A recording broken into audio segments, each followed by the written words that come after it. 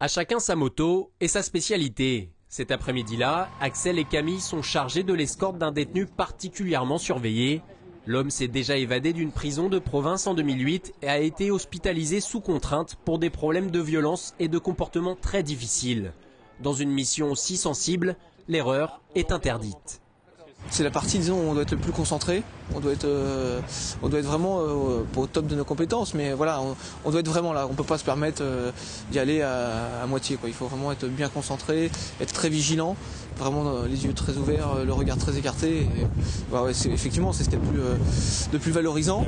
Le prisonnier se trouve à l'intérieur de ce véhicule léger. Les deux policiers savent qu'ils peuvent se faire attaquer à tout moment par un élément extérieur qui voudrait le faire évader ou le tuer. Axel et Camille ont reconnu plusieurs itinéraires avant de rejoindre la maison d'arrêt de Poissy. Le but des motards, ne jamais s'arrêter, être toujours en mouvement pour limiter les risques d'attaque.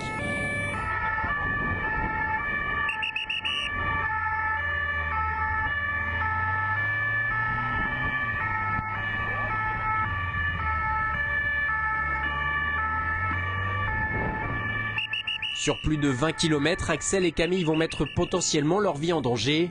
Ils mettront un quart d'heure pour arriver au tribunal de grande instance de Versailles.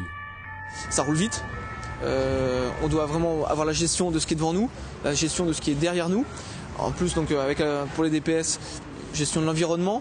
Donc sécurité, faire attention quand il y a des voitures avec des vitres teintées, quand voilà, 2-3 voitures, des gens bizarres sur la route. Sur un DPS, on met notre vie en danger, hein, donc voilà, potentiellement évidemment. Donc ouais, effectivement, il faut être vraiment dedans, concentré, pas stressé, hein, mais concentré, et prêt à donner le maximum et être dedans. Mission accomplie, le convoi est arrivé à l'heure pour la confrontation avec le juge. Le véhicule de l'administration pénitentiaire ou le véhicule de police qui transporte, peu importe, ne doit jamais s'arrêter. Il doit toujours pouvoir être en mouvement pour pouvoir s'évader, circuler, c'est très important. Pour ne pas être en danger. Si on est immobile, on est en danger. Outre les prisonniers, les motards de la police nationale escortent également en urgence les véhicules du SAMU et des personnalités publiques. La section yvelinoise réalise en moyenne près de 300 escortes chaque année.